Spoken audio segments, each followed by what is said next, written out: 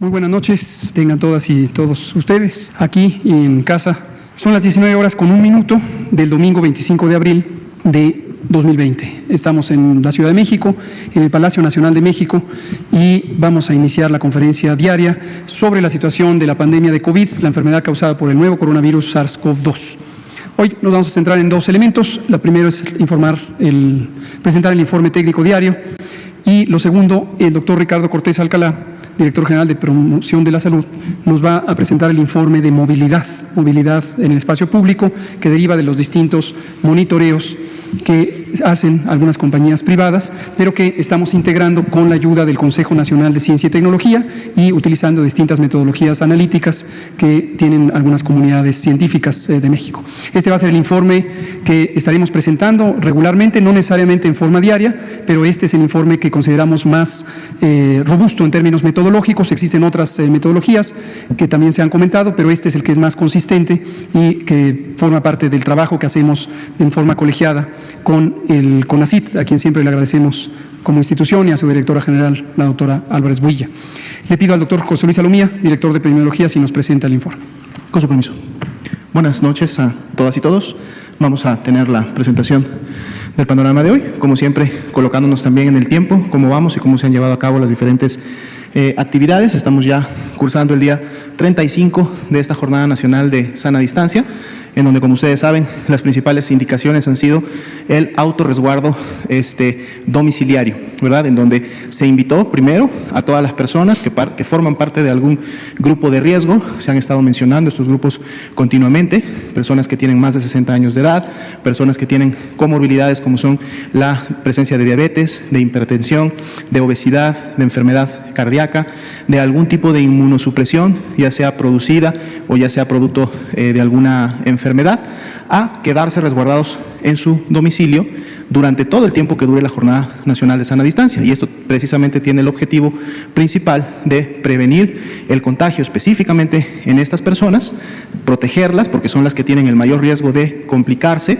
y en un momento determinado fallecer a causa de la enfermedad. Y el segundo grupo importante son todas aquellas personas que participaban de alguna actividad clasificada como no esencial, también a realizar este autorresguardo domiciliario voluntario. Entonces, 35 días desde que esto inició. Estamos el día de hoy en la conferencia número 58. Entonces vamos a proceder a dar el panorama internacional y nacional del día de hoy. La siguiente, por favor. Como ven, se va haciendo ya más evidente la diferencia entre la pandemia en las Américas y la pandemia en Europa. Hoy día ya es más marcada la diferencia. El 47% de los casos en los últimos 14 días están concentrados precisamente en la región de las Américas, y la pandemia a nivel global continúa contrayéndose. Ayer teníamos 41% los casos en los últimos 14 días, hoy son el 40%, un punto porcentual menos. Sin embargo, pues es la región de las Américas la que se mantiene precisamente activa, junto con todavía alguna buena parte de países de Europa que también están ya en una fase de descenso de sus curvas epidémicas correspondientes. La siguiente, por favor. Actualizamos las cifras para el día de hoy: 14.677 casos confirmados acumulados, es decir, desde que se identificó al primer caso en México. Sin embargo, 4.972 son solamente los casos que se han confirmado con inicio de síntomas en los últimos 14 días. Y esto representa una tercera parte solamente. De hecho, el 34% de todos estos 14.677 son los que representan realmente la epidemia activa en México. 7.612 sospechosos acumulados, que están en este caso pendientes de poder recibir un diagnóstico por laboratorio para poder conocer si son o no casos de COVID-19. 1.351 lamentables defunciones que también han ocurrido a consecuencia de la enfermedad. Más de 45.300 casos que han sido también negativizados, es decir, que su resultado, su prueba de laboratorio fue negativa, por lo tanto su infección respiratoria aguda correspondía a algún otro virus de los que también circula normalmente en el país. Personas estudiadas, poco más de 67.600, las personas que han sido estudiadas precisamente para COVID-19. La siguiente, por favor. Aquí tenemos nuestro mapa que distribuye por entidad federativa la carga acumulada, es decir, los 14.677 casos, y podemos ver, bueno, en color rojo prácticamente, que es el que ya incorpora los casos que están arriba de los 500 para cada una de las entidades federativas, recordando que esto es carga de enfermedad. prácticamente en la región, en toda la región norte colindante con los Estados Unidos, incluido lógicamente Baja California, que es una de las entidades federativas que no solamente concentra una de las mayores cargas de enfermedad, sino también por tasa de incidencia acumulada, ahorita la vamos a ver, tiene estas características, y un poco todos los estados que están también colindantes con el Golfo de México, incluyendo los de la península. Lógicamente, los estados del centro, específicamente Ciudad de México y Estado de México, son los que han presentado la mayor carga. Y esto lo vemos precisamente en la siguiente diapositiva, en donde están ordenados por carga de enfermedad y en orden descendente, para que ustedes los puedan identificar con la numeralia total por cada una de las entidades. En la siguiente diapositiva nos enfocamos nuevamente solo en la carga reciente, o en la carga, digamos, de la epidemia activa en México, estos 4.972. Ahí ven que el mapa otra vez vuelve a colores verdes, o muchos estados en verde más claros. Sin embargo, como decíamos, toda esta parte o entidades federativas que bordean el Golfo de México son las que están presentando de alguna manera esta mayor carga en los últimos días, recordando que a lo mejor en días anteriores o previos a estos 14 días eran precisamente estos otros estados que aparecían en colores más oscuros en la diapositiva previa. Ciudad de México, Estado de México, lógicamente continúan teniendo esta presencia importante con la mayoría de los casos confirmados en los últimos 14 días, como lo vemos en la siguiente diapositiva, donde están precisamente en orden descendente, y son estos dos estados los que concentran la mayor carga de enfermedad reciente activa en el país.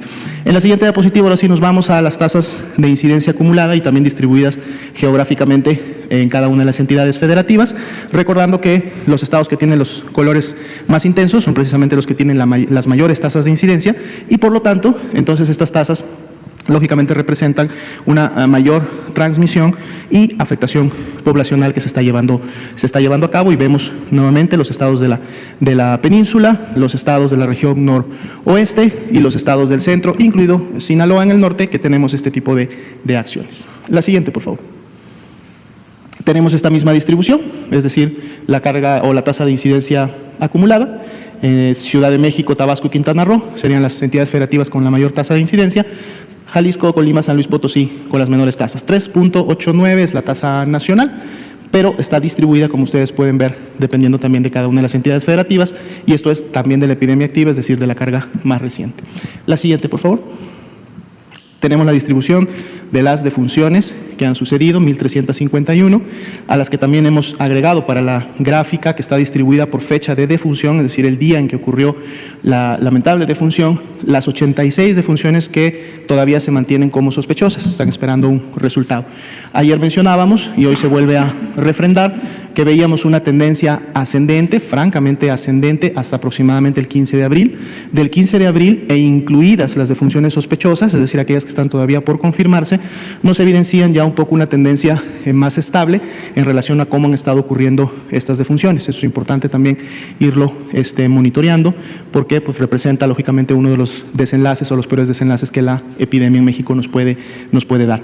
En la siguiente diapositiva vemos las defunciones distribuidas por entidad federativa donde ocurrió la defunción, y podemos también ver ahí que, bueno, las defunciones más recientes y que por lo tanto son las que están pendientes de resultados se encuentran en los primeros 3 entidades federativas que ustedes ven ahí representadas, que son las que tienen el color amarillo, que representa estas defunciones sospechosas más cargado que en los diferentes estados, inclusive hay estados que al corte no tienen defunciones sospechosas al día de hoy. En la siguiente diapositiva veremos las 4 curvas que hemos estado presentando, recordando que son curvas de casos acumulados, es decir, cómo se van acumulando en relación hasta el inicio de cuando se empezaron a detectar. La primera y la más alta es la que representa a todos los casos que fueron en algún momento clasificados como casos sospechosos. La segunda es precisamente la carga de hospitalización, todos los casos acumulados hospitalizados. La que le sigue de color rojo, los hospitalizados graves, y finalmente la última, que está más pegada a la base, es la curva acumulada de defunciones, y es bueno cómo se han estado comportando estas cuatro curvas. La siguiente, por favor. Vemos precisamente la distribución de los casos, tanto confirmados como sospechosos, confirmados en color rojo, sospechosos en color amarillo, y vemos cómo pues mantenemos una tendencia todavía ascendente en la presentación de los casos. Si nos concentramos y vemos las barras completas, independientemente del color, vemos la barra completa, vemos cómo esa tendencia todavía se mantiene ascendente, y eso también será importante irlo midiendo en función a cómo esos casos amarillos se vayan descartando o confirmando, y por lo tanto la curva de casos rojos nos diga cómo va en sí la epidemia en México. En la siguiente diapositiva, por favor, vemos nuestra curva de casos confirmados acumulados. Ahí están los 14.677. Del corte de ayer al corte de hoy, son 835 nuevos casos. Fueron un poco menos de casos los que se confirmaron en las últimas 24 horas. De hecho, representa un incremento al día de ayer del 6%. Y lo podemos ver reflejado en la última barra de color naranja, que representa precisamente el informe de hoy, en donde vemos cómo en los últimos 3 días ha habido una tendencia descendente. Sin embargo, recordemos que estamos en fin de semana. Eso en su momento también puede, lógicamente, afectar la carga o el nivel de la demanda de atención médica. Lunes, martes, miércoles, que es el inicio de la semana, podemos ver o constatar cómo estas tendencias se siguen realmente comportando y dar seguimiento a esta parte de la epidemia. Hasta este punto es el panorama. Vamos a pasar ahora también rápidamente a presentarles la actualización de la red IRAG en las últimas 24 horas. La siguiente, por favor. 618 son los hospitales notificantes en las últimas 24 horas. Si recuerdan, el día de ayer eran 610. Quiere decir que hay 8 hospitales más que se sumaron al grupo de hospitales que requirieron su registro, es decir, su nombre de usuario y su clave correspondiente para poder iniciar con su notificación. Por lo tanto, sube a 618. Sin embargo, de estos 618 fueron 505 los hospitales que reportaron durante el día 25. Hoy es 26, entonces estamos dando el corte del día 25. Esto es desde las 00 horas hasta las 23:59 horas del día 25. ¿Por qué no presentamos el día de hoy? Porque el día de hoy todavía está caminando. Todavía hay unidades que en este momento pueden estar reportando y subiendo su notificación. Por lo tanto, el de hoy se dará el día de mañana. Esto no limita el poder acceder a la información. Como comentábamos ayer, la plataforma está en tiempo real. Uno puede entrar y en cualquier momento solicitar la información, y en la medida que los hospitales están notificando, uno puede estar haciendo un corte cada segundo, si fuera necesario, cada minuto, si fuera necesario, pero para poder comparar la información de un día con otro, pues tenemos que hacer cortes que comprendan 24 horas completas de un día reportado. Entonces, es el reporte del día 25. Camas IRAG disponibles, 11.953. Estamos hablando de camas de hospitalización general, es decir, aquellas que pueden recibir a un paciente que requiere una hospitalización por haber presentado, lógicamente, algún signo de alarma o porque su enfermedad haya en su momento evolucionado con estas características. IRAG ocupadas, es decir, camas que en este momento o al corte tenían un paciente ya hospitalizado ocupando esa cama, 3.358, lo cual representa, por lo tanto, una ocupación del 20% de la totalidad de camas generales para IRAG. En la siguiente diapositiva vemos un poco precisamente esta distribución de las camas generales en las entidades federativas que, de acuerdo al mapa del día de ayer, tenían la mayor tasa de incidencia acumulada en los últimos 14 días. Por lo tanto, el supuesto es que si se tiene la mayor tasa de incidencia acumulada, pues lógicamente tengo la mayor carga de enfermedad en la localidad o en el estado, y por lo tanto podría estar teniendo algún grado de saturación. Aquí vemos números totales, es decir, número de camas, tanto ocupadas, que es el color naranja, estamos en el cuadro para camas de hospitalización general, no de cuidados intensivos, es de hospitalización general. Y, por ejemplo, vemos cómo resalta la Ciudad de México y precisamente el Estado de México, que son los que tienen la mayoría de camas, digamos, que han requerido ser ocupadas con un paciente, más sin embargo, también a su vez tienen todavía una cantidad importante, que es la otra parte de la columna, que es de color verde, que son camas que están disponibles para estos tipos de pacientes. Baja California es el otro estado que en su momento también tiene un poco esta proporción, y precisamente es lo que vemos en el siguiente cuadro, en donde ya lo distribuimos por proporción, por porcentaje de ocupación. Vean cómo Ciudad de México, Baja California, prácticamente se están acercando o están ya en la mitad de su ocupación. Y recordemos que estamos todavía en días y en semanas en donde esperamos que la curva continúe de manera ascendente. O sea, esperamos que estén habiendo casos. Por eso la llamada y la atenta invitación a la población de quedarnos en casa, porque de quedarnos en casa depende que estos porcentajes de ocupación continúen estando en donde están, que las camas que están ahora ocupadas puedan estarse desocupando en los siguientes días y puedan estar disponibles para recibir a nuevas personas que requieran este tipo de hospitalización, y que esta ocupación no continúe avanzando hasta llegar a un grado que muestre una saturación. A nivel nacional, que es la última barra de abajo, y dado que, como ustedes saben, la epidemia es regionalizada para efectos de México, es decir, no todas las entidades federativas, y eso lo pueden ver gráficamente en los mapas presentados, no todas las entidades están en un incremento importante o en una fase de subida epidémica. Entonces, a nivel nacional es el 20% solo la ocupación de estas camas, y todavía hay un 80% de disponibilidad a nivel nacional. Y vamos ahora sí, bajo este mismo contexto, ya rápidamente, prioritariamente a las unidades, a las camas disponibles con ventilador, recordando que una cama que tiene un ventilador disponible está precisamente reservada para poder atender a los casos críticos, aquellos que van a necesitar ventilación mecánica porque tienen ya una falla pulmonar que no les permite o impide al organismo respirar de manera normal o como regularmente lo hacemos todos los que estamos aquí. Y aquí nuevamente podemos ver cómo Ciudad de México y el Estado de México serían las dos entidades que tienen la mayor cantidad de camas o de número de camas con ventilador que están ocupadas en comparación con las demás, aunque todavía existe disponibilidad de este tipo de camas con ventilador.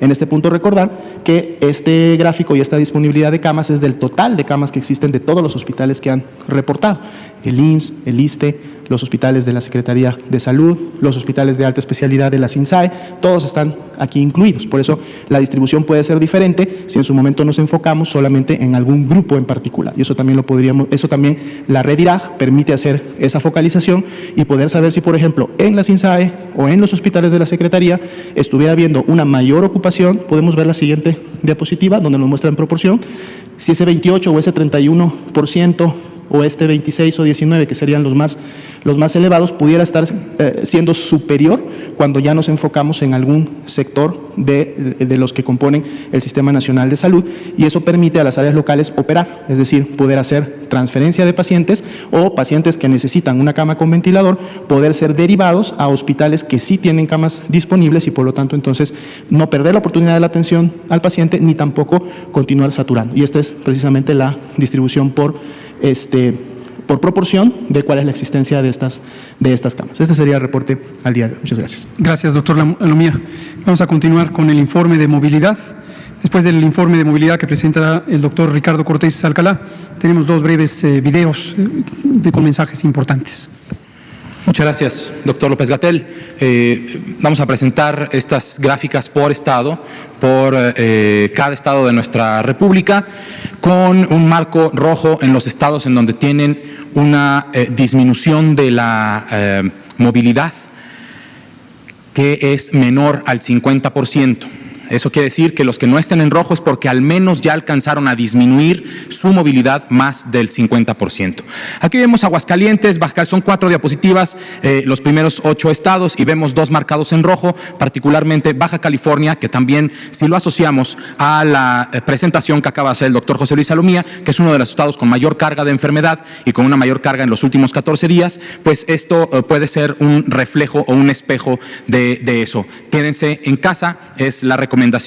Chihuahua también, que tiene ya rayando el 50%, por favor también les hacemos el llamado a todos ustedes que están en casa viéndonos desde su televisión o sus redes sociales, a quedarse en casa en Chihuahua, a hablar con las personas con las que trabajan, hacer este esfuerzo que sabemos que no es fácil, pero que esto es la única forma de disminuir y de aplanar la curva epidémica. El resto de los estados de esta diapositiva al menos tienen una disminución del 50%. Este índice compuesto de movilidad lo estima el CONACYT, como lo comentó el doctor López-Gatell, con datos de Google, Facebook y Twitter, que son las aplicaciones con mayor número de usuarios, por ejemplo Facebook y Twitter, y Google a través de los dispositivos con sistema Android, de sistema operativo Android.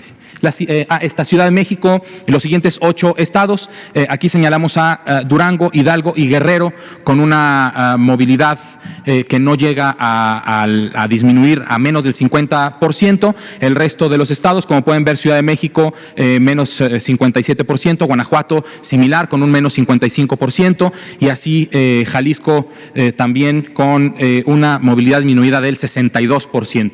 La siguiente, por favor.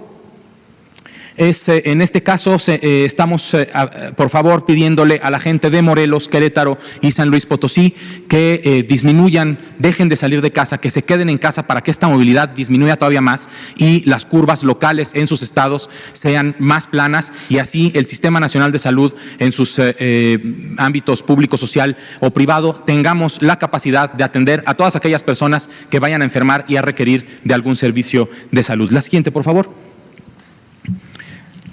De estos 8 últimos estados, solamente Sinaloa, Sonora y Yucatán tienen una movilidad disminuida de más del 50%. Tabasco, Tamaulipas, Tlaxcala, Veracruz y Zacatecas, por favor, quédense en casa. La siguiente, por favor, y si no me equivoco es la última. Hacemos un llamado muy específico a la gente de Zacatecas y a la gente de Hidalgo, que de acuerdo a estos números, en Zacatecas apenas se ha disminuido el 16% la movilidad, de acuerdo a este indicador, ¿sí? Y lo mismo al estado de Hidalgo, que en últimas semanas tiene una disminución de tan solo el 29%. Muchas gracias. Gracias, doctor Ricardo Cortés. Un par de palabras sobre este monitoreo de la movilidad en el espacio público.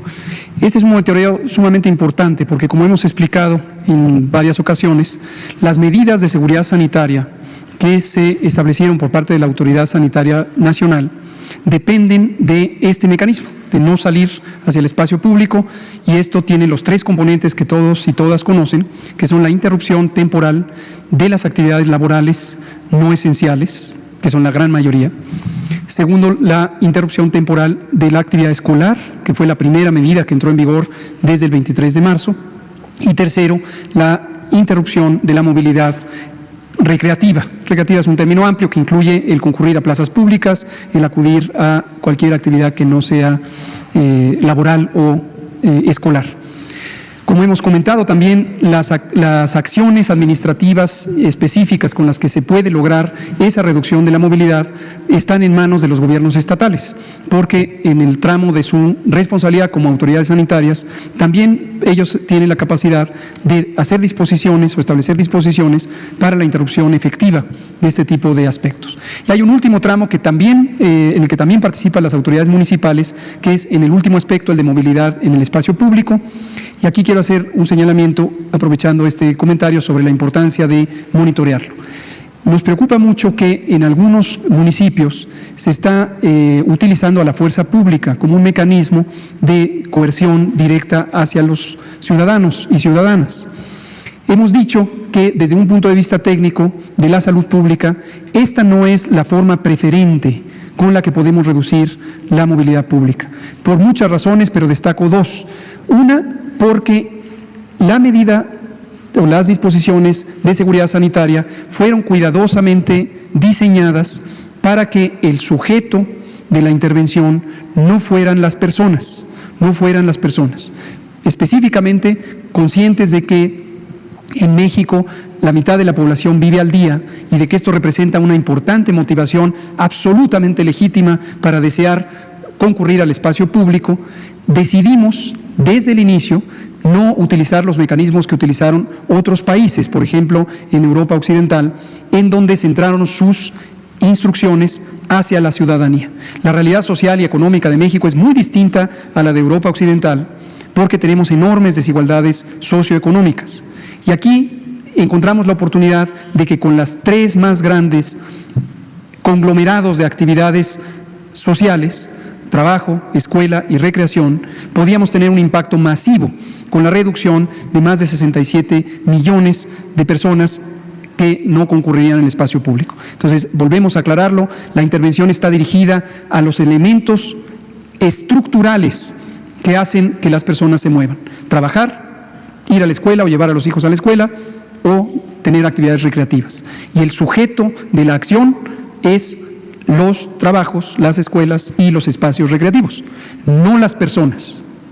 Porque esto es una intervención que es más útil cuando se dirige a estos determinantes estructurales que cuando se intenta dirigir a las personas. Pero segundo, y aquí está la expresión de mayor preocupación, es que cuando las intervenciones se pretenden dirigir a las personas y empieza a escalar una intención coercitiva, llega la intención de utilizar a la fuerza pública. Y al usar a la fuerza pública, no solamente se cometen acciones que pueden hacer menos efectiva la intervención, por ejemplo, tratar de confinar forzadamente a una persona que estuviera infectada, lo único que resultaría es un incremento del riesgo de contagios. Primera, para los funcionarios que participan en la fuerza pública, por ejemplo, los miembros de una policía municipal, si se les dan órdenes para que hagan una limitación de movilidad, un arresto de una persona que fuera contagiante, lo que se está haciendo es incrementando el riesgo de esos policías municipales. Si además se hubiera una disposición en donde se arresta a la persona y se le dispone en una zona de reclusión, pues aún más se incrementa el riesgo. Entonces vean ustedes cómo la salud pública no es cualquier cosa. La salud pública es científica, la salud pública se planea, se diseña con base en evidencia. No se puede improvisar utilizando los mecanismos que pueden ser útiles para otro tipo de cosas. Y no perder de vista que no existe en modo alguno un estado de excepción en México. No existe. En ningún momento se ha dispuesto la suspensión de las garantías constitucionales. De manera explícita, en el acuerdo de la Secretaría de Salud, publicado el 31 de marzo, que dispone estas medidas de seguridad sanitaria, explícitamente se habla de que todas las medidas deben ser con un pleno respeto de los derechos humanos y, desde luego, las garantías constitucionales. Entonces, no existe una justificación legal para este tipo de medidas. Cierro diciendo lo del monitoreo.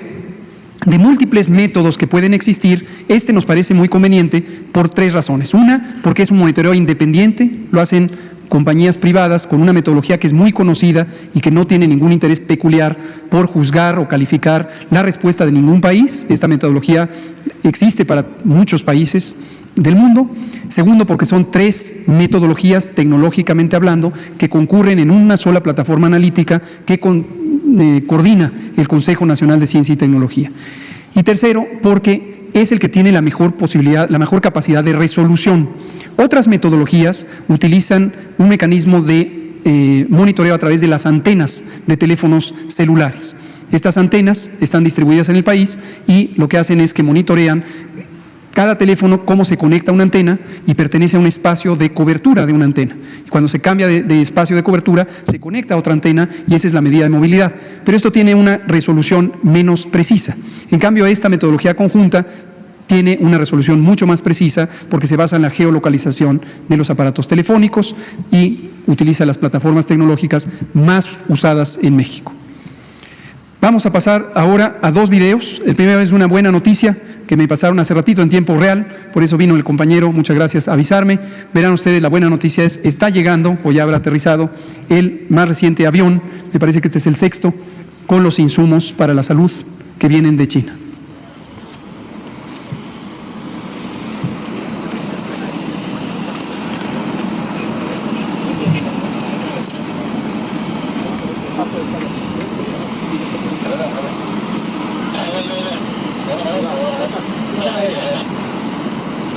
Este es nuestro colega Ricardo Cárdenas, el doctor Ricardo Cárdenas trabaja en COFEPRIS y está haciendo el reconocimiento y presentación pública de los insumos que se están recibiendo en este momento. Este tipo de insumo en concreto, las mascarillas o caretas transparentes, ya lo hemos recibido muchos embarques de esto, al igual que los cubrebocas y las gogles, así como las mascarillas N95 de alta eficiencia que hemos recibido. En el primer avión llegó el 10% y luego está llegando aceleradamente el resto de los insumos. La gran mayoría de estos paquetes de insumos son precisamente los equipos de protección personal, que aquí se ha comentado mucho y son de gran interés público porque son indispensables para garantizar una seguridad sanitaria para el personal de salud.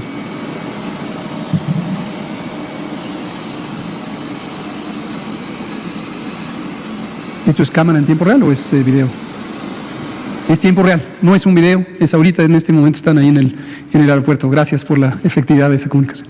Ahora tenemos otro mensaje que nos hace muy amablemente nuestra querida jefa Fabiana, la jefa de la División de Enfermería del Instituto Mexicano de Seguro Social, y es un mensaje de apoyo y aliento al personal de salud. Vamos a verlo. ¿Qué me motiva? Me motiva el amor a la vida, me motiva el amor a mi prójimo. Yo nací para ser enfermera y hoy que tengo una familia, mis hijos, mi esposo, mis papás, ellos también son mi motivación, mi mayor motivación en realidad. Pero ese amor a la humanidad es justamente el que nos mueve a todos los profesionales de la salud a dar lo que siempre damos. Hicimos un juramento y ese juramento es el que nos lleva adelante. La población nos puede ayudar, aparte de quedarse en casa, haciendo uso de redes sociales de manera distinta, de manera solidaria. Olvidarse de rumores, es momento de cerrar filas, es momento de hablar en positivo. No todo es malo, habemos muchos buenos y tú eres parte de ellos. Gracias, jefa Fabiana, por este nuevo mensaje. El doctor Ricardo Cortés tiene un punto que aclarar y pasamos a preguntas y respuestas. Muchas gracias. Quisiera aprovechar el último comentario que hace el doctor López-Gatell sobre potenciales acciones que pudieran lastimar los derechos humanos de las personas. Me reportaron directamente en redes sociales sobre un video en donde personal de seguridad privada de algún supermercado evita la entrada de una mujer con su hijo o hija, disculpen si no lo recuerdo, que vive con una discapacidad. Esta mujer no podía dejar a su hijo en casa para ir a comprar víveres. Y esto hay que tomarlo en cuenta también. Entonces, las personas que viven con discapacidad son también uno de los grupos más vulnerables para este problema de salud y que también pudieran ser vulnerados sus derechos humanos. Entonces, hago un llamado también a la sociedad y a estas cadenas de supermercados a que, por favor, capaciten a su personal de seguridad privada que tienen para que también tengan este criterio de ver a una persona, en este caso una mujer, que tenía la necesidad de llevar a su hijo o hija con una discapacidad al supermercado para comprar víveres. Este pequeño o pequeña iba bien protegido para evitar contagio y, sin embargo, le negaron la entrada al supermercado. Entonces, hacemos un llamado también para tener criterio en este aspecto. Muchas gracias. Gracias, doctor Cortés. Vamos a empezar con las preguntas. Vamos a darle a usted y usted que había quedado pendiente. Ya no tengo sonido. Adelante. Muy buenas noches, muchas gracias, doctor. Ricardo Fuentes, de Pulso Saludable. Derivado de las recientes agresiones que ha sufrido el personal de salud de nuestro país, una empresa cervecera anunció este fin de semana un movimiento para reconocer a estos héroes mexicanos, que consiste en aplaudir todos los días a las 8 de la noche como ocurre en otros países. Dadas estas agresiones, el Consejo de Salubridad General vería conveniente promover estas iniciativas desde esta tribuna para disminuir los ataques. Podemos impulsarla como inspiración a todos los mexicanos, dando un aplauso aquí a todo el personal médico, que por supuesto incluye al Consejo de Salubridad, al doctor Alomía, al doctor Ricardo Cortés, a usted, y a todo el Cuerpo Médico de México. Esto sumándonos a la iniciativa del video que nos presentaron tanto ayer como hoy. Y la propuesta entonces sería terminar cada conferencia de prensa de salud con un aplauso para el personal médico, ¿no?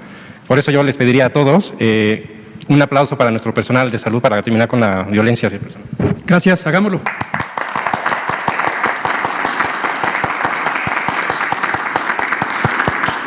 Muchas gracias. Gracias. Y una pregunta para el doctor Cortés. ¿Nos podría mencionar cuál es la fecha límite de entrega de videos con preguntas para el doctor Gatell, para lo del Día del Niño, por favor? Gracias.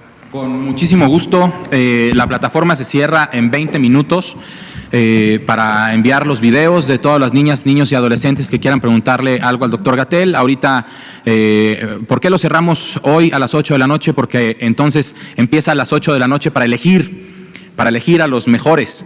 Nos han llegado más de 3,300 videos y dibujos y preguntas. Entonces tenemos ahora lunes, martes y miércoles para escogerlos a los mejores y poder hacer la intervención bien hecha. Muchísimas gracias. Gracias. Sí, efectivamente, sobre esto, como esto va a ser el 30, queremos también tener la posibilidad de responder apropiadamente. Valoramos mucho las inquietudes de los niñas y niños. He tenido ya la oportunidad de ver algunas de las inquietudes. Son impresionantes la claridad que tienen todas estas niñas y niños. Y en ese sentido, mejores, lo que quiere decir es los que consideramos que pueden ilustrar más ampliamente inquietudes generales. Todos son muy valiosos, todas las propuestas que se han hecho. Muchas gracias. Vamos a darle la palabra a usted y luego a usted. Buenas noches, Daniela Pastrana, de P Página.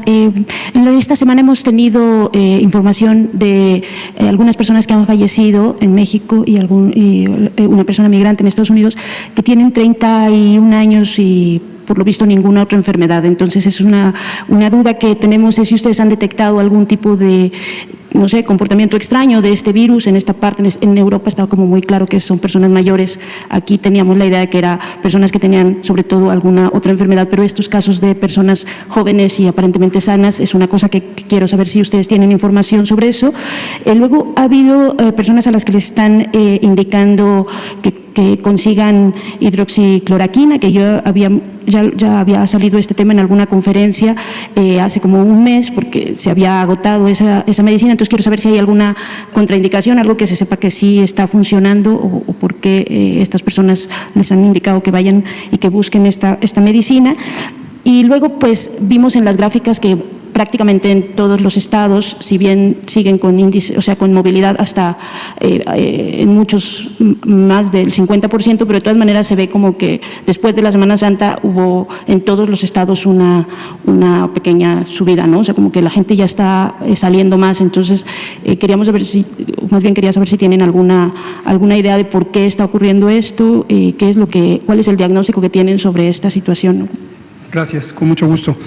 Sobre los casos de menor frecuencia, pero definitivamente lamentables, cuando han resultado en pérdida de la vida de COVID grave y COVID letal en personas adultas jóvenes, efectivamente es una realidad, existe, es muchísimo menos frecuente que en adultos mayores. Y en el caso de México tenemos, como lo sabemos desde hace muchos años, unas gravísimas y enormes epidemias de enfermedades crónicas, diabetes, sobrepeso, obesidad, hipertensión, que son, de hecho, las principales causas de muerte.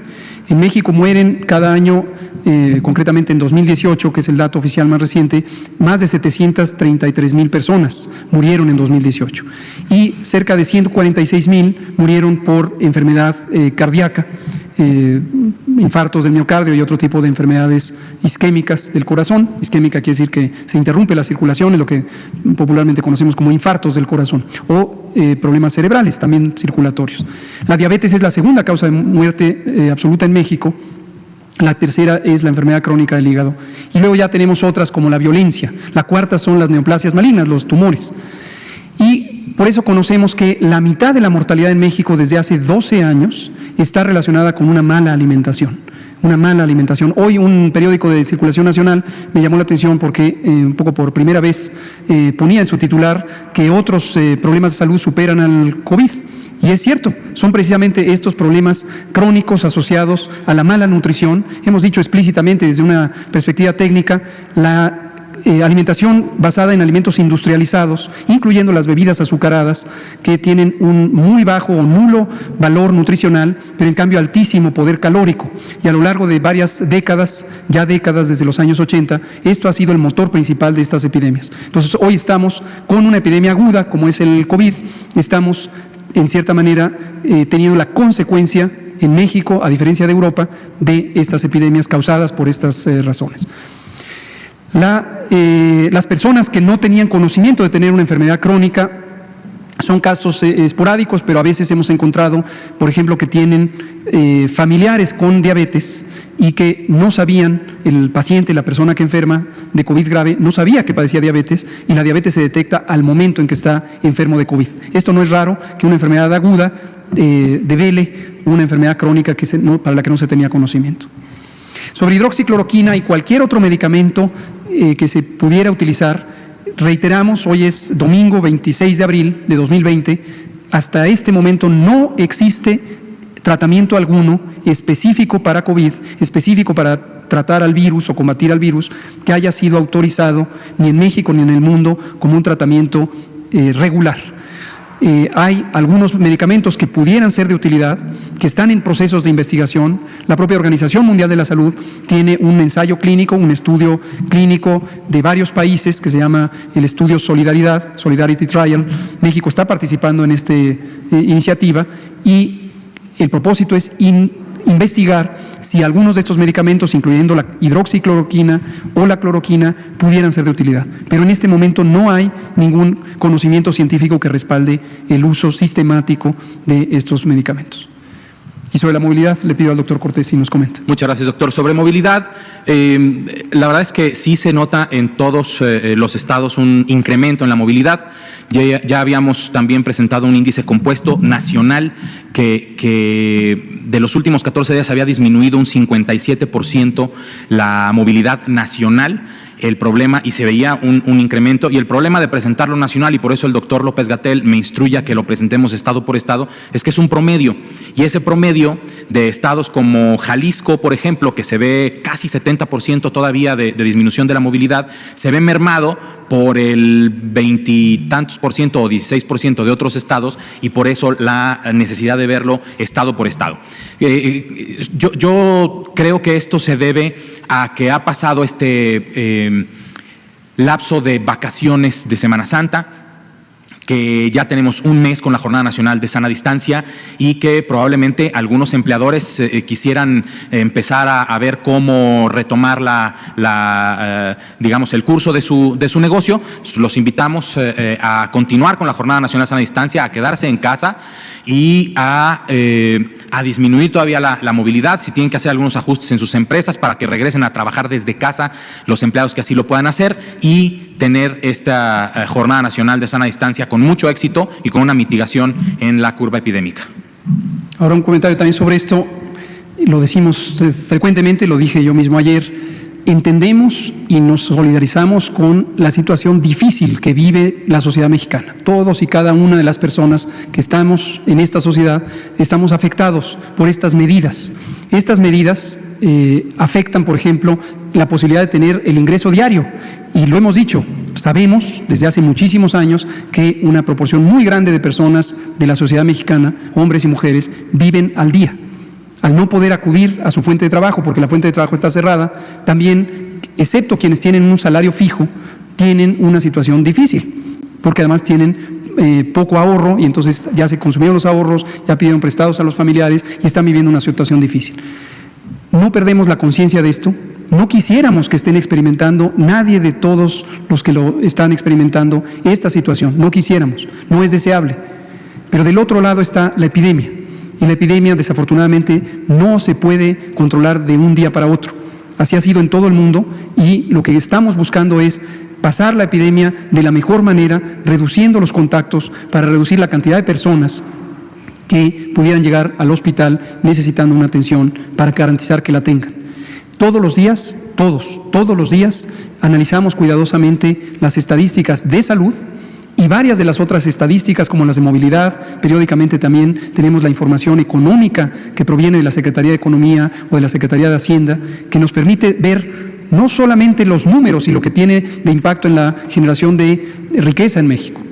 Para nosotros los números representan personas de carne y hueso, personas que tienen vidas, que tienen familias o no las tienen, pero tienen necesidades. Y en todo momento estamos conscientes y, como le hemos dicho, estas medidas las aplicamos solamente cuando fueron indispensables y las quitaremos lo más pronto que sea posible para que el balance entre proteger la salud y la vida y proteger el bienestar sea el más apropiado posible, todos los días. Y agradezco mucho a todos quienes sufren esta adversidad, pero están conscientes de la importancia de las medidas y ejercen todos los días las medidas de sana distancia quedándose en casa.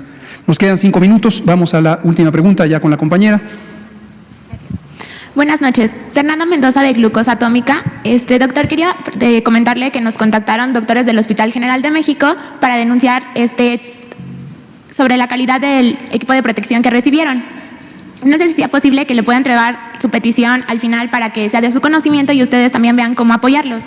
Y una pregunta para el doctor Alomía. Se ha publicado información de que la vacuna BCG contribuye a la inmunidad.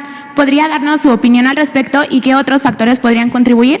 Y por último, hacerle una petición, si en algún momento en este espacio pudiera explicarnos un poco sobre la fisiopatología del virus. Gracias. Claro que sí, con mucho gusto. De la documentación hasta el momento evidenciada, y esto lo puedo comentar no solo en lo personal, sino del grupo multisectorial que compone el Comando de Operación de Emergencias de Salud Pública, donde nos reunimos todos los componentes de acción: vigilancia epidemiológica, laboratorio, atención médica, promoción de la salud, equipos especiales de emergencias, áreas administrativas, etcétera, todos los que en este momento estamos trabajando día con día para llevar a cabo la respuesta en el componente de salud, y donde nos integramos todos. Se hace también este tipo de revisiones, de presentaciones.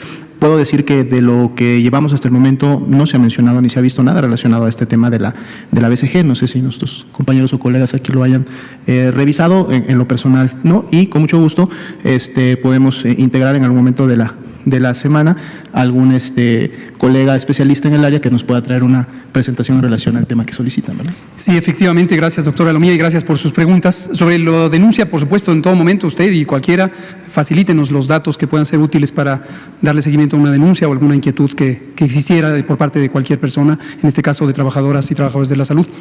sobre este tema de la vacuna BCG. Para la audiencia, BCG son las siglas de Bacilo de Calmette-Guerin, que es los científicos franceses que la descubrieron o la describieron o la inventaron hace ya más de 100 años, y es la vacuna contra la tuberculosis. Esta vacuna se pone en México, es una vacuna que se pone al momento del nacimiento prácticamente, deja una cicatriz, debe dejar cicatriz, si no deja cicatriz quiere decir que no hizo una reacción apropiada. Ya ha habido mucho debate sobre la utilidad de esta vacuna, en los tiempos modernos se ha buscado una alternativa. Pero esta vacuna BCG tiene un efecto interesante, está hecha de un bacilo, de una bacteria que es pariente cercana del bacilo de la tuberculosis y que induce una respuesta inmune vigorosa. Se usa, por ejemplo, también en otro tipo de aplicaciones para el tratamiento del cáncer de vejiga. Entonces, de ahí ha surgido mucha inquietud positiva en términos científicos de que puede inducir una respuesta inmune útil. Y efectivamente, hace como 3 semanas aproximadamente salieron artículos de prensa que referían que esto podría ser útil. Y aquí quiero hacer una brevísima reflexión sobre la importancia de la prensa y sobre todo de la prensa que es, como estoy seguro, los medios en los que ustedes trabajan y ustedes mismos, la prensa que es responsable, la prensa que ayuda, como decía la jefa Fabiana, a transmitir un mensaje verídico, válido, bien documentado, porque eso ayuda a ir construyendo el conocimiento de la sociedad con unas bases sólidas. Cuando esto no ocurre, empiezan a propagarse ideas que no están fundamentadas en evidencia clara o en ciencia cuando esta es necesaria y empiezan a confundir. Hoy día, por ejemplo, en comparación con la pandemia de influenza 2009, a 11 años, en ese tiempo no había redes sociales, existía el Internet, por supuesto, pero no había redes sociales o no eran tan prolíficas y tampoco era tal la velocidad de información. Entonces, hoy tenemos la idea de información que parece científica y que nos viene de esta velocidad con la que se traslada la información, pero no necesariamente conserva su fidelidad. Muchos temas, como el uso de los cubrebocas, como las pruebas rápidas, como los túneles sanitizantes, como una serie de prácticas que se han propagado como si fueran verdades científicas sólidas, en lo propio de la hidroxicloroquina y la cloroquina.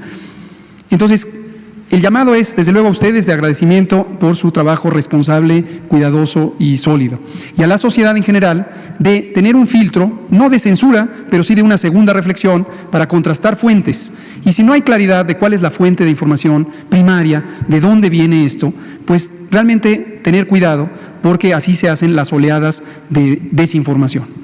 Con mucho gusto vamos a traer, ya habíamos dicho, al propio doctor Gustavo Reyes Terán, coordinador de los institutos y además un muy brillante especialista en enfermedades infecciosas. Tenemos muchos otros colegas que, ya no voy a decir colegos porque ya sé que luego me hacen memes, colegas que están participando en toda esta acción del Estado para la salud y son personas de primerísima línea en su capacidad técnica y científica. Entonces vamos a hablar de la fisiopatología, vamos a hablar de lo que explica las manifestaciones clínicas, yo creo que vamos a hablar también de lo que explica el daño pulmonar. Vamos a hablar también, otro que creo que es un pendiente útil de atender, de los mecanismos de transmisión, por qué funcionan de esa manera y cuáles son más eficientes unos que otros y todo esto. Por favor, cualquier cosa que ustedes identifiquen que no se ha tratado o no con suficiente detalle, bienvenidos a abordarlo. Aquí terminamos. Muchas gracias. Nos vemos mañana.